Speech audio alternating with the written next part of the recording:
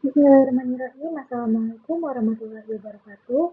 Sebelumnya perkenalkan, nama saya Raffi Nurfani dengan NIM 3211181049 dan rekan saya yaitu Raffi Arya Prayoga dengan NIM 3211181013. Kami akan mempresentasikan mengenai kromatografi absorpsi. Yang pertama itu ada pengertian dari kromatografi absorpsi. Kromatografi absorpsi adalah kromatografi yang memanfaatkan gejala timbulan konsentrasi zat yang lebih besar pada perbatasan antara dua fasa dalam masing-masing bagian fasa, yang disebabkan oleh adanya daya tarik antara fasa stasioner yang kuat terhadap komponen-komponen yang harus dipisahkan.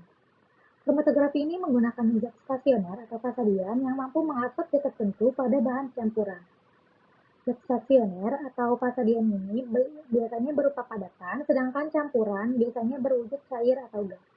Pada saat campuran melewati zat stasioner atau fasa diam, beberapa molekul zat campuran akan terikat oleh zat stasioner dan membentuk lapisan film pada permukaan partikel stasioner. Selanjutnya, untuk pemisahan yang baik dari campuran sampel, kromatografi absorpsi ini bergantung pada yang pertama ada pemilihan absorben, yang kedua pemilihan pelarut untuk campuran sampel, yang ketiga lagi adalah pelarut, yang keempat suhu, dan yang kelima itu pemilihan ukuran kolom. Untuk prinsip dari kromatografi absorpsi ini, yang pertama didasarkan pada retensi zat terlarut oleh absorpsi permukaan, yang kedua terjadi kompetisi antara zat terlarut atau sel dan pelarut fase gerak dengan permukaan fase diam atau absorben. Pemisahan bergantung pada keseimbangan yang terbentuk pada permukaan fase diam dan fase cair yang bergerak, serta kelarutan relatif zat terlarut pada fase geraknya. Berikutnya yaitu merupakan aplikasi dari kromatografi absorpsi. Kromatografi absorpsi ini digunakan dalam pemisahan senyawa organik, senyawa nonpolar, dan konstituen-konstituen yang sulit menguap. Yang pertama digunakan untuk memisahkan hidrokarbon jenuh dari campuran senyawa organik, untuk pemisahan asam amino, untuk memisahkan dan mengisolasi lipid, steroid, lemak, dan asam lemak, untuk identifikasi karbohidrat, dan untuk mengisolasi dan menentukan peptida dan protein.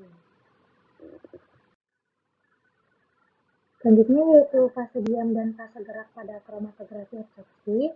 Yang pertama ada zat padat sebagai absorben atau fase diam, yaitu yang bertindak sebagai pemisahan campuran tersebut. Kemudian absorben ini dapat berupa absorben organik dan anorganik. Untuk syarat dari fase diam sendiri yaitu tidak larut dalam fase gerak, yang kedua inert, yang ketiga cukup aktif, yang keempat sebaiknya tidak berwarna, dan yang kelima itu ukuran partikelnya.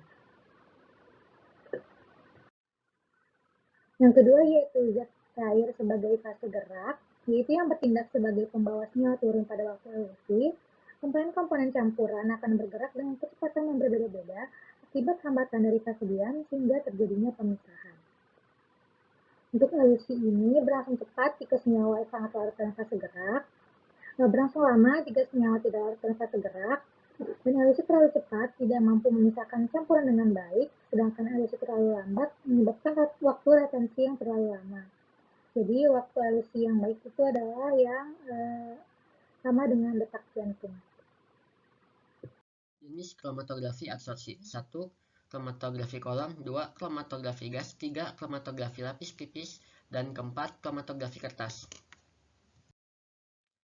Contoh yang pertama yaitu kromatografi kolom, merupakan teknik pemisahan senyawa dalam suatu campuran berdasarkan absorpsi antara fase diam absorben dan fase gerak pelarut menggunakan kolom.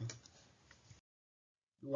Kromatografi gas, merupakan teknik analisis untuk memisahkan campuran menggunakan gas inert, nitrogen atau helium sebagai fase gerak, dan fase diam adalah padatan, silika atau alumina. 3. Kromatografi lapis tipis, merupakan metode pemisahan yang didasarkan pada perbedaan distribusi molekul-molekul komponen di antara dua fase, yaitu fase gerak dan fase diam, yang kepolarannya berbeda. Keempat, ada kromatografi kertas, merupakan metode pemisahan sederhana yang digunakan untuk memisahkan bahan kimia berwarna, terutama pigmen. Kelebihan kromatografi absorpsi yaitu dapat digunakan untuk analisis, digunakan untuk menentukan jumlah komponen campuran, dan digunakan untuk memisahkan. Kelemahan kromatografi absorpsi. Pertama, keterbatasan jumlah adsorben yang dapat digunakan untuk melakukan pemisahan. 2. Koefisien distribusi terhadap adsorpsi yang seringkali tergantung pada konsentrasi total komponen yang akan dipisahkan sehingga mengakibatkan pemisahan yang kurang sempurna. Ketiga, metode ini membutuhkan waktu yang sangat lama. Sekian yang bisa disampaikan, mohon maaf bila masih terdapat banyak kesalahan dalam segi penyampaian materi. Wassalamualaikum warahmatullahi wabarakatuh.